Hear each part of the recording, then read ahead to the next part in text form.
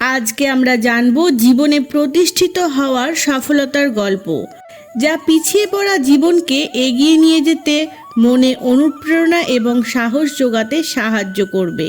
যদি নিজেদের শক্তি সম্বন্ধে আমরাও সচেতন হয়ে যাই, তাহলে আমাদেরও কোনো দুঃখ, ভয়, চিন্তা, আপত্তি, রাগ, দ্বেষ ইত্যাদি কিছুই থাকবে না।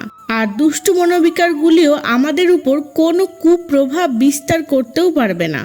আজ আপনাদের শোনাতে চলেছি অনুপ্রেরণার ও সফলতার একটি সুন্দর গল্প।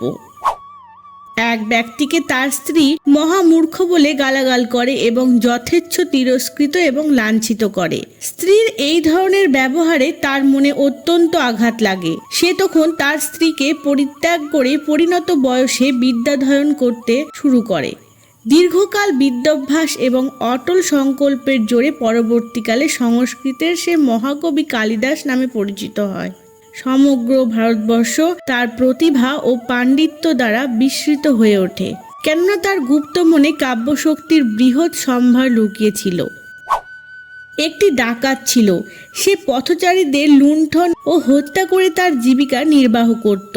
একদিন একজন সন্ন্যাসী তার হাতে ধরা পড়ে। সে সেই সন্ন্যাসীকেও মারতে উদ্যত হয়, কিন্তু সন্ন্যাসী তাকে খুব বিনীতভাবে বললেন, যাদের ভরণ পোষণের জন্য তুমি নরহত্যার মতো পাপের বোঝা নিজের কাঁধে তুলে নিচ্ছ, তারা কি তোমার পাপের ভাগিদার হবে? যাও, তোমার পরিবারের সদস্যদের জিজ্ঞাসা করে এসো। ডাকাতটি চলে গেল এবং পরিবারের সকলকে সেই কথা জিজ্ঞাসা করলো, কিন্তু তাদের উত্তর শুনে তার চেহারা অন্যরকম হয়ে গেল। তাদের উত্তর ছিল, আমরা তোমার আশ্রিত, তোমার পাপ পুণ্যের বিষয়ে আমাদের প্রয়োজন কি? তখনই তার জ্ঞানের উদয় হলো। এরপরেই তিনি মহর্ষি বাল্মীকি নামে পরিচিত হন। তার গুপ্ত শক্তিগুলি একের পর এক জেগে উঠেছিল। তিনি সারা পৃথিবীকে নিজের বুদ্ধির দ্বারা বিস্মিত করে দিয়েছিলেন। এই ধরনের কত মহাপুরুষ জন্মগ্রহণ করেছেন, যারা কোনো মানসিক আঘাত পাওয়ার পর তাদের গুপ্ত মনের সুপ্ত শক্তির জ্ঞান লাভ করে নিজেদের জীবনে আমূল পরিবর্তন ঘটাতে সক্ষম হন এবং সারা বিশ্বকে নিজের প্রতিভার দ্বারা বিস্মিত করে তোলেন। ধন্যবাদ।